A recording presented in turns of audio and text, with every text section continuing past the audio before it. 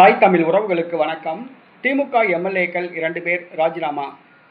திமுக எம்எல்ஏக்கள் 2 பேர் ராஜினாமா என்ற தலைப்பில் இந்த காணொலியை காண்கிறோம். 2026 தமிழக சட்டசபை தேர்தல் திமுக படுதோல்வி அடைந்தது. அதிமுக சட்டமன்ற உறுப்பினர்கள் இதுவரை 5 பேர் ராஜினாமா செய்து தமிழக வெற்றி கழகத்தில் இணைந்துள்ளனர். அதேபோன்று தற்பொழுது திமுக சட்டமன்ற உறுப்பினர்கள் 2 பேர் ராஜினாமா செய்ய உள்ளதாக கூறப்படுகிறது. திமுக முன்னாள் அமைச்சர் துரைமுகம் சேகர் பாபு மற்றும் மற்றொரு திமுக முன்னாள் அமைச்சர் செந்தில் பாலாஜி, இந்த 2 பேரும் ராஜினாமா செய்ய உள்ளதாக கூறப்படுகிறது. இவர்களுக்கு தற்பொழுது திமுகவில் இருக்க விருப்பமில்லை என்றும் திமுகவில் மரியாதை இல்லை என்றும் கூறப்படுகிறது. செந்தில் பாலாஜி அவர்களுக்கு வழக்குகள் உள்ளன. வழக்குகள் தன் மீது பாய்ந்தால் தனது அரசியல் வாழ்க்கை கேள்விக்குறியாகும் என்ற நிலை ஏற்பட்டுள்ளது.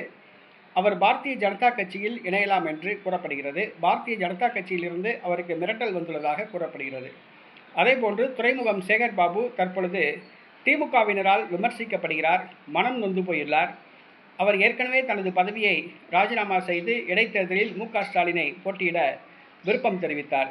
தற்பொழுது தனது பதவியை ராஜினாமா செய்துவிட்டு இவரும் மாற்றுக் கட்சியில் இணையலாம் என்று கூறப்படுகிறது. ஆக கோவை தெற்கு தொகுதி சட்டமன்ற உறுப்பினர் செந்தில் பாலாஜி மற்றும் துறைமுகம் தொகுதி சட்டமன்ற உறுப்பினர் சேகர் பாபு ஆகிய 2 பேரும் தங்கள் பதவியை விரைவில் ராஜினாமா செய்வார்கள் என்று கூறப்படுகிறது.